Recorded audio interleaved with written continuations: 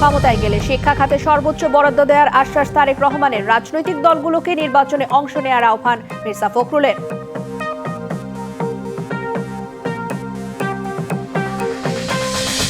জুলাই সনদ যেন কোনো দলের চাপে পড়ে প্রতারণার বস্তু না হয়। ঐকমত্য কমিশনের সাথে বৈঠকে এনসিপি ভোটের জোট নিয়ে এখনো সিদ্ধান্ত হয়নি। ঢাকা জেলার মানুষের মাথাপিছু গড় আয় জাতীয় গড় আয়ের প্রায় দ্বিগুণ, বলছে ঢাকা চেম্বার। দেশের জিডিপিতে অবদান 46%।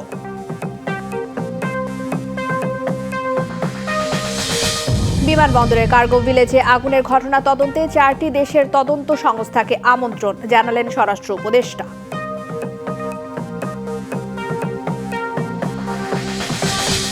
মায়ের দাফন নিয়ে 6 ভাইয়ের মতবিরোধ। ব্রাহ্মণবাড়িয়ার বিরামপুরে 2 ভাগে বিভক্ত গ্রামবাসী সংঘর্ষে প্রাণ গেল একজনের, আহত শতাধিক।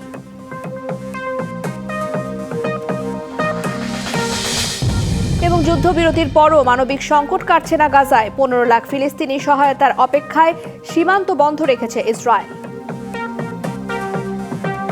স্বাগত ডিবিসি সংবাদে, দেখছিলেন নাসির সিনটেক্স অ্যালুমিনিয়াম সংবাদ শিরোনাম। আপনাদের সঙ্গে থাকছি আমি রিদওয়ানা বিনতে জলিল। এবার জানাবো খবরের বিস্তারিত। বিশ্বের সঙ্গে প্রতিযোগিতায় টিকতে হলে দেশের শিক্ষা ব্যবস্থার আমূল পরিবর্তন আনতে হবে। বিএনপি ক্ষমতায় গেলে শিক্ষা খাতে দেয়া হবে সর্বোচ্চ বরাদ্দ। কিশোরগঞ্জে বৃত্তি প্রদান অনুষ্ঠানের ফলাফল প্রকাশ এবং পুরস্কার বিতরণী অনুষ্ঠানে যোগ দিয়ে একথা বলেন দলের ভারপ্রাপ্ত চেয়ারম্যান তারেক রহমান। অনুষ্ঠানে ক্ষুদে শিক্ষার্থীরা নানা বিষয়ে প্রশ্ন করেন তারেক রহমানকে। প্রতিটির উত্তরও দিয়েছেন তিনি। রাষ্ট্রকাঠামো মেরামতের রূপরেখা 31 দফা, এই মূলমন্ত্র সামনে রেখে কিশোরগঞ্জে অনুষ্ঠিত হয় খন্দকার শামসুল আলম ফাউন্ডেশনের মেধাবৃত্তি পরীক্ষার ফলাফল প্রকাশ ও পুরস্কার বিতরণ। অনুষ্ঠানে লন্ডন থেকে ভার্চুয়ালি যোগ দেন বিএনপির ভারপ্রাপ্ত চেয়ারম্যান তারেক রহমান। এ সময় তাকে প্রশ্ন করেন ক্ষুদে শিক্ষার্থীরা। আমাদের গ্রামের বিদ্যালয়গুলো তো তেমন ভালো না, এই সমস্যা দূরীকরণে আপনার কি কোনো পরিকল্পনা আছে? পড়াশোনায় খেলাধুলার বিষয় অন্তর্ভুক্ত থেকে শুরু করে প্রাথমিক বিদ্যালয়ের মান উন্নয়নে কি করবে বিএনপি, এমন নানা প্রশ্ন করেন শিক্ষার্থীরা, যার প্রতিটির উত্তর দেন বিএনপির দ্বিতীয় শীর্ষ নেতা। আমরা যেটা করার চেষ্টা করছি, আমরা যেটা পরিকল্পনা করছি, আমরা এই খেলাধুলার যে সাবজেক্টটা, এটাকে আমরা মেইন সাবজেক্টের ভিতরে নিয়ে আসব। চেষ্টা করব প্রাইমারি স্কুলগুলোকে একটু ঠিকঠাক করে ফেলতে, যেগুলো বেশি নষ্ট সেগুলোকে ঠিকঠাক করতে, যাতে তোমার মতন বাচ্চারা ওখানে সুন্দর করে বসে পড়ালেখা করতে পারে। আরো বলেন, বিএনপি ক্ষমতায় গেলে শিক্ষা খাতে সর্বোচ্চ বরাদ্দ দেওয়া হবে। একটি রাষ্ট্রের উন্নয়ন, সুরক্ষা এবং নিরাপত্তার জন্য প্রয়োজন উপযুক্ত শিক্ষা ব্যবস্থা। সেই লক্ষ্যকে সামনে রেখে তোমাদের জন্য একটা নিরাপদ রাষ্ট্র, নিরাপদ ক্যাম্পাস গড়তেই কিন্তু বাংলাদেশ জাতীয়তাবাদী দল বিএনপি ইতিমধ্যেই কিন্তু আমরা জনগণের সামনে 31 দফা ঘোষণা করেছি। একটা বিশেষজ্ঞ টিম আমরা তৈরি করেছি, যারা ইতিমধ্যে অনেক কাজ এগিয়ে নিয়ে গেছেন। বর্তমান বিশ্বের সঙ্গে প্রতিযোগিতায় টিকতে হলে দেশের শিক্ষা ব্যবস্থার আমূল পরিবর্তন জরুরি বলে উল্লেখ করেন তারেক রহমান। বলেন, একটি রাষ্ট্রের সুরক্ষার জন্য প্রয়োজন উপযুক্ত শিক্ষা ব্যবস্থা। প্রতিযোগিতামূলক এই বিশ্বে সম্মানের সঙ্গে যদি তোমাদেরকে টিকে থাকতে হয়, তোমাদেরকে যথা উপযুক্ত শিক্ষায় কিন্তু শিক্ষিত হতে হবে। DBC news desk. গ্রহণযোগ্য নির্বাচনের মাধ্যমেই গণতান্ত্রিক প্রক্রিয়ায় উত্তরণ সম্ভব। এই ব্যবস্থা ফিরিয়ে আনতে রাজনৈতিক দলগুলোকে নির্বাচনে অংশ নেওয়ার আহ্বান জানিয়েছেন বিএনপির মহাসচিব মির্জা ফখরুল ইসলাম আলমগীর। দলটির আরেক নেতা সালাউদ্দিন আহমেদ বলেছেন, আগামী প্রজন্মের জন্য গণতান্ত্রিক পরিবেশ তৈরি করা জরুরি। রাজধানীর শিল্পকলা একাডেমিতে দৈনিক নয়াদিগন্ত পত্রিকার 21তম বর্ষপূর্তির এই আয়োজন। অন্তর্বর্তী সরকারের উপদেষ্টা, রাজনীতিবিদ সহ বিশিষ্টজনেরা এতে অংশ নেন। বিএনপি মহাসচিব মির্জা ফখরুল ইসলাম আলমগীর অভিযোগ করেন, সমাজের গণ্যমান্যদের অনেককেই মিথ্যা মামলায় ফাঁসি দিয়েছে পতিত ফ্যাসিস্ট সরকার।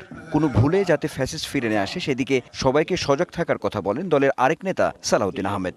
যদি আমাদের অনৈক্যের কারণে, আমাদের বিভেদের কারণে কোনো সময় কোনো ফাঁকে যদি ফেসিবাদের প্রত্যাবর্তনের কোনো আশঙ্কা থাকে, এই জাতি আমাদেরকে ক্ষমা করবে না।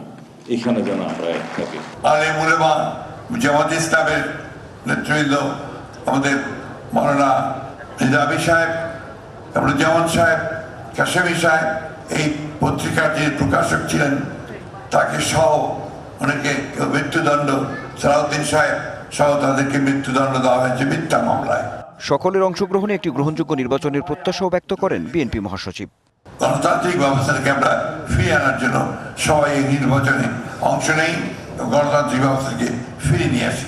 গণমাধ্যমগুলোকে নীতিনৈতিকতার প্রশ্নে ছাড় না দেওয়ার আহ্বান জানান জামায়াতে ইসলামীর সেক্রেটারি জেনারেল। আর পতিত সরকারের বাকশালী কার্যক্রমের সমালোচনা করেন প্রধান উপদেষ্টার প্রেস সচিব। কোন দেশ গঠনে, রাজনীতির জন্য, সভ্যতার জন্য, সমাজের জন্য, ডেমোক্রেসির জন্য 3টা ফ্যাক্টর খুব ইম্পর্ট্যান্ট। একটা হচ্ছে সে দেশের জনগণ, একটা হচ্ছে রাজনৈতিক দল, আরেকটা হচ্ছে সেই দেশের গণমাধ্যম। ভবিষ্যৎ প্রজন্মের জন্য একটা সুন্দর দেশ গড়ে যাওয়ার কমিটমেন্ট যদি এই 3টা ফ্যাক্টরের মধ্যে না থাকে, তাহলে সে দেশ সুন্দর করে গড়া যায় না। হাসিনার আমলের 15.5 বছরে যতগুলো যা হয়েছে প্রত্যেকটা ডিটেলস লিখে রাখা, হিস্ট্রি লিখে রাখাটা আমাদের একটা নৈতিক দায়িত্ব। সে কাজগুলো নিউজ পেপার যতটা ভালো পারবে, একটা ইন্ডিপেন্ডেন্ট রিসার্চার সেটা পারবে না। জুলাই গণ অভ্যুত্থানের উপলব্ধি বিবেচনায় আগামীর বাংলাদেশ করতে সবাইকে এগিয়ে আসার কথাও বলেন বক্তারা। প্রত্যেকটি শহীদের ঘটনা জুলাই আগস্টে। Anwar Hossain, DBC news, Dhaka. তত্ত্বাবধায়ক সরকারের মতো নির্বাচনকালীন অন্তর্বর্তী সরকার প্রশ্নবিদ্ধ ব্যক্তিদের রাখার সুযোগ নেই বলে মন্তব্য করেছেন বিএনপি স্থায়ী কমিটির সদস্য আমির খসরু মাহমুদ চৌধুরী। আরও বলেন, যদি থাকে সেক্ষেত্রে আগামী নির্বাচন প্রশ্নবিদ্ধ হবার শঙ্কা রয়েছে। জাতীয় প্রেস ক্লাবে ত্রয়োদশ জাতীয় সংসদ নির্বাচন এবং টেকসই গণতন্ত্র শীর্ষক আলোচনা সভায় প্রধান অতিথির বক্তব্যে তিনি এই পর্যবেক্ষণ তুলে ধরেন।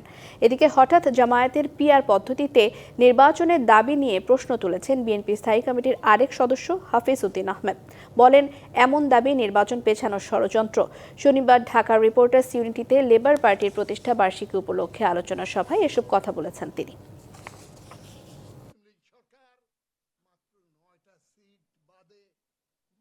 হঠাৎ করে নির্বাচন ঘোষণা করার পর তখন তারা প্রথম দিকে বলেছে যে উচ্চ কক্ষে চায়, তারপর বলেছে উভয় পক্ষে তারা পিআর চায়। এটি বোঝাই যাচ্ছে নির্বাচনকে পেছাবার জন্য, এবং নির্বাচন যদি হয়েও যায় একটা দুর্বল সরকার যেন বাংলাদেশের মানুষের সামনে উপস্থাপিত হয়, সেই জন্যই তারা পিআর এর দাবি করছে। অন্তর্বর্তী সরকারের অভ্যন্তরে যারা দেশ পরিচালনা করছেন তাদের ব্যাপারে যদি কোনো প্রশ্ন উঠে, তারা যদি প্রশ্নবিদ্ধ হয়, তাহলে কি নিরপেক্ষ নির্বাচন করা সম্ভব? জুলাই সনদ যেন কোনো দলের চাপে পড়ে প্রতারণার বস্তু না হয় সে বিষয়ে জাতীয় ঐকমত্য কমিশনকে তাগিদ দিয়েছে জাতীয় নাগরিক পার্টি। এছাড়া সনদের আইনি ভিত্তি না হওয়া পর্যন্ত আলোচনা চলবে, এসব কথা বলেছেন দলটির সদস্য সচিব আক্তার হোসেন। শনিবার দুপুরে জাতীয় সংসদ ভবনে ঐকমত্য কমিশনের সঙ্গে বৈঠকের পর এসব কথা জানায় এনসিপি। দেশের সকল রাজনৈতিক দলকে এক করার প্রত্যয়ে জাতীয় ঐকমত্য কমিশন প্রায় 8 মাসের ধারাবাহিক আলোচনার মাধ্যমে জুলাই সনদ সই করেছে। জুলাই সনদের ঐকমত্যের তবে সেখানে বিএনপি, জামায়াত সহ 25টি দল সই করলেও এখনো এনসিপি সহ বাম ঘরানার 4টি দল অংশ নেয়নি। শনিবার ঐকমত্য কমিশনের সঙ্গে আবারও বৈঠক করে জাতীয় নাগরিক পার্টি এনসিপি। পরে দলটি জানায়, জুলাই সনদ বাস্তবায়নে আদেশের খসড়া এবং এর পরিধি জনগণকে জানাতে হবে। আমরা দাবি জানিয়েছি যে জুলাই সনদ বাস্তবায়নের যে আদেশ, সে আদেশের ড্রাফট, সে আদেশের বিষয়বস্তু, সে আদেশের পরিধি, প্রত্যেকটা জিনিস জাতির কাছে উপস্থাপন করতে হবে। এই জুলাই সনদ সেটা জনগণের সার্বভৌম অভিপ্রায়ের অভিব্যক্তি হিসেবে ডক্টর মোহাম্মদ ইউনূস সরকার প্রধান হিসেবে এটাকে জারি করবেন। সনদ বাস্তবায়নে আদেশের খসড়া না দেখা পর্যন্ত এনসিপি সই করবে না বলেও সাফ জানিয়ে দেওয়া হয়। এই জুলাই সনদ যেন একটা আইনি ভিত্তি পরিপূর্ণভাবে লাভ করতে পারে, সে কারণে আমরা দীর্ঘ সময় ধরে আমাদের সংগ্রাম অব্যাহত রেখেছি, এবং যতক্ষণ পর্যন্ত না জুলাই সনদের আইনি ভিত্তির জায়গা নিশ্চিত না হয় ততক্ষণ পর্যন্ত আমরা আমাদের এই চেষ্টা চালিয়ে যাব। শাপলা প্রতীকেই নির্বাচন করতে চায় জানিয়ে আক্তার হোসেন বলেন, এখন পর্যন্ত কোনো দলের সঙ্গে জোট নিয়ে আলোচনা হয়নি। আমরা এখনো পর্যন্ত কোনো দলের সঙ্গে সুনিশ্চিতভাবে জোট সংক্রান্ত। নূপুর মাহমুদ, ডিবিসি নিউজ, ঢাকা। ঢাকা জেলার মানুষের মাথাপিছু গড় আয় জাতীয় গড় আয়ের প্রায় দ্বিগুণ।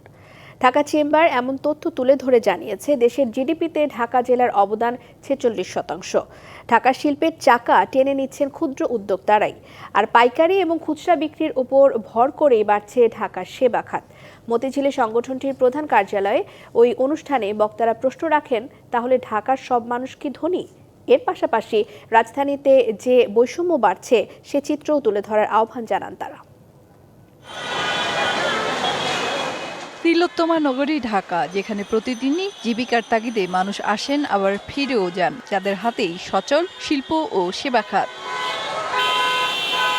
অর্থনীতির গতি প্রকৃতি ধারণা পেতে ঢাকা চেম্বার শনিবার প্রথমবারের মতো প্রকাশ করে ইকোনমিক পজিশন ইন্ডেক্স ইপিআই, যেখানে ব্যবসায়ী সংগঠনটি বলছে জিডিপিতে ঢাকা জেলার অবদান 46%, যার মধ্যে শিল্প খাতের অবদান সবচেয়ে বেশি, এরপর সেবা খাত। যেহেতু ঢাকার জিডিপি অন্যান্য বিভাগের তুলনায় দ্বিগুণ ও ঐতিহ্যগতভাবে অর্থনৈতিক ও বাণিজ্যিকভাবে গুরুত্বপূর্ণ, তাই বর্তমানে রাজধানী ঢাকাকে কেন্দ্র করে এই সূচকটির জন্য জরিপ কার্যকলাপ পরিচালনা করা হয়েছে। শিল্প খাতে সবচেয়ে বেশি প্রায় 50% অবদান রাখছে ক্ষুদ্র শিল্পগুলো, যেখানে বৃহৎ শিল্পের অবদান 20%। ঢাকার সেবা খাতে প্রায় 45% অবদান রাখছে খুচরা ও পাইকারি ব্যবসা। ঢাকা জেলার মানুষের গড় মাথাপিছু আয় $5,163, যেখানে সরকারি হিসেবে সারা দেশে গড়ে এই মাথাপিছু আয় $2,820। তা কি এই মিন করে যে ঢাকা শহরে আমরা সবাই খুব ধনী হয়ে গেছি? আপনি বিবিএস এর 24-এর যেটা দেখেন, পভার্টি রেট সেখানে ছিল 19.6% ঢাকা শহরে, হ্যাঁ, আর সেখানে আমার পুরো বাংলাদেশে 19.2, অর্থাৎ পভার্টি রেট কিন্তু ঢাকা শহরে বেশি। মোট রপ্তানি আয়ের 40% আসে এখানকার কারখানাগুলোর উৎপাদিত পণ্য থেকে। একইভাবে মোট কর্মসংস্থানের 40% মানুষ কাজ করে এই শহরেই। Foreign investment, BIDA and other government agencies can take the investment decision, other matters. অর্থনীতির গতি ধরে রাখতে অনানুষ্ঠানিক খাতে গুরুত্ব ও ব্যবসা সহজ করার উপর গুরুত্ব দেন ব্যবসায়ী নেতারা। ট্রেড লাইসেন্স 1940 দশকের একটা পেপার আজকে 2025-এ আমরা ব্যবহার করছি। কেন? Why do you need a trade license? ব্যবসায়ী নেতারা আক্ষেপ করে বলেন, তারা যেসব পরামর্শ দেন সেগুলোর বাস্তবায়ন হয় না অধিকাংশ ক্ষেত্রেই। কত রেভিনিউ পাচ্ছেন? মেহের মনি, ডিবিসি নিউজ, ঢাকা। যুক্তরাষ্ট্র থেকে প্রথমবারের মতো সরকারিভাবে গম আমদানি শুরু হয়েছে। যুক্তরাষ্ট্র এবং বাংলাদেশ সরকারের মধ্যে সই করা সমঝোতা স্মারকের আওতায় 4,40,000 মেট্রিক টন গম আমদানি করা হবে। খাদ্য মন্ত্রণালয়ের বিজ্ঞপ্তিতে বলা হয়েছে, প্রথম চালান হিসেবে 56,959 মেট্রিক টন গম নিয়ে এমভি নর্থ স্ট্রাইড জাহাজ আজ চট্টগ্রাম বন্দরের বহির্নোঙরে পৌঁছেছে। অবশিষ্ট 22,789 মেট্রিক টন খালাস করা হবে মোংলা বন্দরে। জাহাজে রক্ষিত গমের নমুনা পরীক্ষার কার্যক্রম শুরু হয়েছে। নমুনা পরীক্ষা শেষে দ্রুত খালাসের প্রয়োজনীয় ব্যবস্থা নেওয়া হয়েছে। খাদ্য অধিদপ্তর এবং যুক্তরাষ্ট্রের কৃষি বিভাগ ইউএসডিএ এর মধ্যে চুক্তি অনুযায়ী গম আমদানি কার্যক্রমটি চলমান রয়েছে বলে জানিয়েছে খাদ্য মন্ত্রণালয়। শাহজালাল বিমানবন্দরের কার্গো ভিলেজের আগুনের ঘটনা তদন্তে চীন, যুক্তরাষ্ট্র, অস্ট্রেলিয়া এবং তুরস্ককে আমন্ত্রণ জানানো হয়েছে, জানালেন স্বরাষ্ট্র উপদেষ্টা জাহাঙ্গীর আলম চৌধুরী। আর এই ঘটনায় দেশে গঠিত তদন্ত কি পর্যায়ে রয়েছে সে সম্পর্কে তিনি কিছু জানাতে পারেননি, তবে জানিয়েছেন যত দ্রুত সম্ভব ক্ষতিগ্রস্ত ভবন মেরামত করে স্বাভাবিক করতে কাজ চলছে। ঠিক এক সপ্তাহ আগে শাহজালাল আন্তর্জাতিক বিমানবন্দরে কার্গো ভিলেজ পুড়ে ক্ষতি হয় হাজার হাজার কোটি টাকার। শনিবার দুপুরে পুড়ে যাওয়া সেই কার্গো ভিলেজের ক্ষতিগ্রস্ত অংশ দেখতে আসেন স্বরাষ্ট্র উপদেষ্টা। পরিদর্শন শেষে গণমাধ্যমের সাথে কথা বলেন উপদেষ্টা। এ সময় তিনি দাবি করেন, এত বড় আগুন লাগার পরও সেদিন রাত 9টার মধ্যে তা নিয়ন্ত্রণে আসায় বিমানবন্দরের স্বাভাবিক কার্যক্রম চালু করা সম্ভব হয়। বলেন, আগুনের ঘটনা তদন্তে 4টি দেশকে আমন্ত্রণ জানানো হয়েছে। এই অগ্নিকাণ্ডের ভিতরে যদি কোনো অব্যবস্থাপনা থাকে, এই জন্য আমরা 4টা দেশের ইনভাইট করছি তাদের আসার জন্য। ইংল্যান্ডকে ইনভাইট করা হয়েছে, আপনার অস্ট্রেলিয়ারে ইনভাইট করা হয়েছে, চায়নারে ইনভাইট করা হয়েছে, টার্কিরে ইনভাইট করা হয়েছে। তাদের স্পেশালিস্ট আমরা আনতে চাচ্ছি, তারা একটা ইনভেস্টিগেশন করে মানে কারণটা কি এবং কে দায়ী এটা তারা বের করতে পারে। স্বরাষ্ট্র উপদেষ্টার দাবি, অতিরিক্ত দাহ্য পদার্থ থাকার কারণে আগুনের মাত্রা এতটা ছড়িয়েছে। 4 মিনিটের ভেতর অগ্নি নির্বাপক দল কাজ শুরু করে বলে দাবি তার। ফেল করে নাই, নিভাইছে। আগুন যদি না নিভাইতো তো সব জায়গায় যেত, ফেল করলো কিভাবে? আগুন চলে গেছে, আগুন তারা নিভাইছে, বাট সময় লাগছে। এরকম 9:30টার সময়ের মধ্যে তো তারা করে দিছে, অলরেডি এয়ারপোর্ট মানে চালু করে দিছে। দাহ্য জাতীয় পদার্থ খুব বেশি ছিল, অনেক সময় বাতাস থাকলেও আবার অনেক সময় নিভাইতে সময় লাগে। প্রবাসীদের জন্য ই-গেট সিস্টেম চালু, পাসপোর্ট ফি কমিয়ে আনতে সরকার চেষ্টা করছে বলেও জানান স্বরাষ্ট্র উপদেষ্টা। আগুনের ঘটনায় দেশে গঠিত একাধিক তদন্ত কমিটি কাজ করছে, তবে তদন্ত কোন পর্যায়ে এ বিষয়ে কিছু জানাননি তিনি। আচ্ছা, ভালো থাকেন, দোয়া করেন। শাহ ইমন, ডিবিসি নিউজ, ঢাকা। ফেব্রুয়ারিতে ত্রয়োদশ জাতীয় সংসদ নির্বাচন। সারা দেশ প্রস্তুত হচ্ছে একটি অবাধ, সুষ্ঠু এবং গ্রহণযোগ্য নির্বাচনের জন্য। কি ভাবছেন সাধারণ মানুষ থেকে শুরু করে আগামী জনপ্রতিনিধিরা? সে কথা জানাতে ডিবিসি নিউজের ইলেকশন এক্সপ্রেস ছুটে যাচ্ছে সব সংসদীয় আসনে। এখন রয়েছে সংসদীয় আসন ৭৬, কুষ্টিয়া ২। সিএসআরএম ডিবিসি ইলেকশন এক্সপ্রেসে আজ আমরা আছি কুষ্টিয়া ২ এবং সংসদীয় আসন ৭৬। আজ আমরা সারাদিন কুষ্টিয়া ১ এবং ২ আসনে ছিলাম। সেখানে যারা রয়েছেন সংসদ সদস্য প্রার্থী তাদের সঙ্গে কথা বলেছি। এখন আমাদের সঙ্গে যুক্ত আছেন কুষ্টিয়া জেলা জামাতের নায়েবে আমির আব্দুল গফুর। স্বাগতম আমাদের ডিবিসি ইলেকশন এক্সপ্রেসে। আমরা একটু জানতে চাই, এবার আপনাদের এই আসনে আমরা ঘুরে দেখেছি এখানে বিএনপির একাধিক প্রার্থী রয়েছেন, পাশাপাশি আপনি জামাত থেকে মনে হয়তো একাই প্রার্থী রয়েছেন। এইটা আপনাদের জন্য একটু বাড়তি সুযোগ দিচ্ছে কিনা? বিসমিল্লাহির রহমানির রহিম। ধন্যবাদ ডিবিসি নিউজকে এবং আজকের এই অনুষ্ঠানে কাছের এবং দূরের দর্শক ও শ্রোতা মণ্ডলী, ভাই বোনেরা, আসসালামু আলাইকুম রহমতুল্লাহ। আপনি ঠিকই বলেছেন, আমরা বাংলাদেশ জামাত ইসলামীর কুষ্টিয়া ৭৬-২ আসনের আমাকেই মনোনয়ন দিয়েছে এবং জামাত ইসলামীর একাধিক প্রার্থী হওয়ার কোনো সুযোগ নেই। বিএনপির এখানে একাধিক প্রার্থী আছে, এটাকে বাড়তি সুযোগ আমি মনে করি না। এই আসনে একসময় ৮৬ সালে জামাত ইসলামীর এমপি নির্বাচিত হয়েছেন মরহুম আব্দুল ওয়াহিদ সাহেব। সেই সূত্রে এই জনপদটা জামাতের জন্য একটি শক্ত ঘাঁটি হিসাবে আমরা মনে করি এবং এবারে বিগত দিনের জুলুম, অত্যাচার, নির্যাতনের ফলে এদেশের সাধারণ মানুষ প্রত্যন্ত অঞ্চলে প্রতিদিন আমি সফর করি এবং ভাই বোনদের কাছে আমি যাই, তারা এক বাক্যে আমাকে বলেছেন যে আমরা ভোট দেওয়ার জন্য উন্মুখ হয়ে আছি, আপনার ভোট চাওয়ার দরকার নাই, আমরা ভোট দেব, তবে ভোটটা যাতে যথাযথভাবে নিতে পারেন সেই ব্যবস্থা করবেন। সেই কারণে আমি মনে করি মিরপুর ভেড়ামারা আসন এখন জামাত ইসলামের জন্য একটি শক্ত ঘাঁটি এবং আগামী দিনে আমাদের এখানে আমরা মনে করি ইনশাআল্লাহ, আল্লাহ যদি রাজি থাকে, ইনশাআল্লাহ এখানে বিজয় সুনিশ্চিত। নারীদের অনেক ভোটার রয়েছে এই আসনটিতে আমরা জানি, পাশাপাশি আপনাদের একটা প্রবণতাও রয়েছে যে আপনার জামাত ক্ষমতা এলে নারীরা ক্ষমতায়ন তাদের বাইরে বের হতে দেওয়া হয় না, পাশাপাশি তারা অনেকটা ক্ষমতায়নের বাইরে থাকে। আসলে সেই বিষয়টা আপনারা কিভাবে দেখছেন এবং নারীদের উন্নয়নে আপনারা কতটা কাজ করবেন? ধন্যবাদ।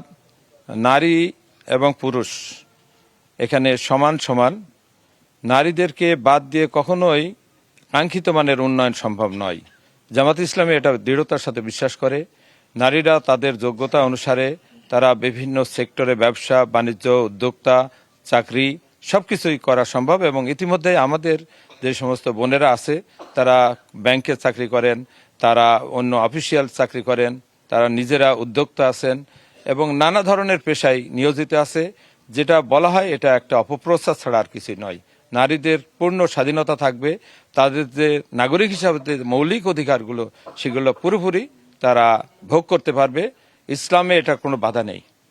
এই শুনে আমরা বেশ কয়েকটি সেচ প্রকল্পের কথা দেখেছি এবং জানতে পেরেছি এবং আমরা দেখছি এই আসনগুলোতে এই যে সেচ প্রকল্পগুলো রয়েছে সেগুলো মাঝে মাঝে বন্ধ হয়ে থাকে, যেটাও আসলে কৃষকদের জন্য সমস্যা এবং এই দুইটা উপজেলাতে কৃষি নির্ভর উপজেলা।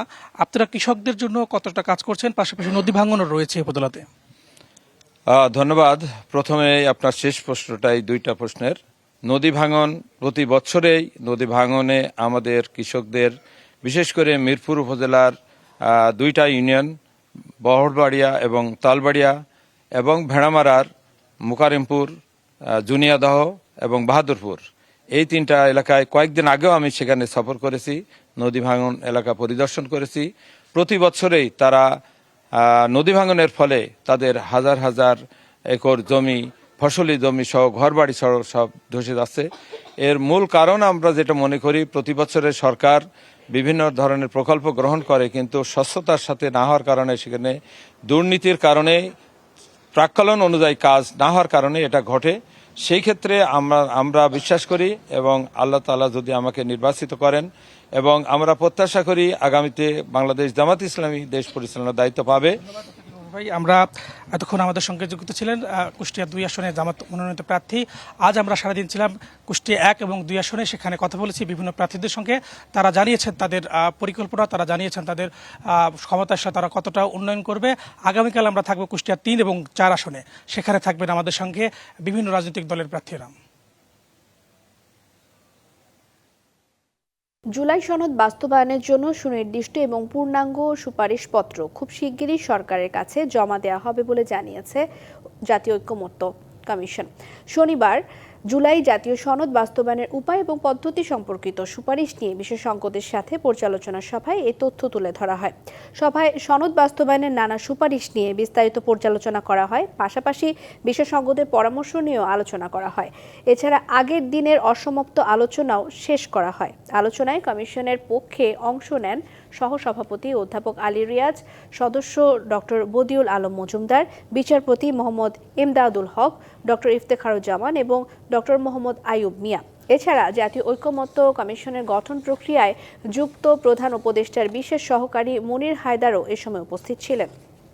গাজায় যুদ্ধবিরতির পরও মানবিক সংকট কাটছে না। জাতিসংঘ জানিয়েছে অন্তত 15 লাখ মানুষের এই মুহূর্তেই জরুরি সহায়তা প্রয়োজন, কিন্তু ইসরায়েল সীমান্ত খুলে না দেয়ায় অসহায় ফিলিস্তিনিদের কাছে ত্রাণ পৌঁছানো সম্ভব হচ্ছে না। যুদ্ধবিরতির ঘোষণা সত্ত্বেও গাজার বাস্তবতা এখন ধ্বংস, ক্ষুধা আর হতাশায় মোড়া। জাতিসংঘ বলছে, যদি দ্রুত সীমান্ত না খোলে তবে গাজায় মানবিক বিপর্যয় আরও ভয়াবহ রূপ নেবে। মানবিক সহায়তা বন্ধ থাকায় সংকট আরও গভীর হচ্ছে গাজায়। আন্তর্জাতিক চাপ থাকলেও সীমান্ত খুলে দেওয়ার কোনো ইঙ্গিত দেয়নি ইসরায়েল। এদিকে মিশরের রাজধানী কায়রোতে ফিলিস্তিনি সহ বিভিন্ন গোষ্ঠীর বৈঠক শেষে জানানো হয়েছে, যুদ্ধ পরবর্তী গাজা পরিচালনার দায়িত্ব নেবে একটি স্বাধীন টেকনোক্রেট কমিটি, যেখানে সরাসরি কোনো রাজনৈতিক দল থাকবে না। হামাসের পক্ষ থেকেও এই প্রস্তাবে সম্মতি জানানো হয়েছে। তবে যুক্তরাষ্ট্রের পররাষ্ট্রমন্ত্রী মার্কো রুবিও বলেছেন, গাজার ভবিষ্যৎ প্রশাসনে জাতিসংঘের সংস্থা UNRWA কিংবা হামাস দুপক্ষেরই কোনো ভূমিকা থাকবে না। Let me just say that I think there are a lot of countries that are expressing interest right now. এদিকে দখলকৃত পশ্চিম তীরে নাবলুস, হেব্রন ও জেনিনে সামরিক অভিযান চালাচ্ছে ইসরায়েলি বাহিনী। বাসিন্দাদের জোরপূর্বক উচ্ছেদের পাশাপাশি চলছে ধরপাকড়। অন্যদিকে লেবাননে ইসরায়েলি ড্রোন হামলায় হিজবুল্লাহর দক্ষিণ লেবাননের লজিস্টিক্স প্রধান আব্বাস হাসান কারাকি নিহত হয়েছেন। ইসরায়েলের দাবি, যুদ্ধবিরতি চুক্তি লঙ্ঘনের জবাবে এই হামলা। 2023 সালে গাজা যুদ্ধের পর থেকে লেবানন সীমান্তে উত্তেজনা বাড়ে। 2024 সালের সেপ্টেম্বর পর্যন্ত ইসরায়েলি হামলায় হিজবুল্লাহর শতাধিক সদস্য নিহত হয়। যুদ্ধবিরতি চুক্তি অনুযায়ী দক্ষিণ লেবানন থেকে হিজবুল্লাহ সেনা প্রত্যাহারের কথা থাকলেও ইসরায়েল বলছে সংগঠনটি এখনও সক্রিয় এবং চুক্তি ভঙ্গ করছে।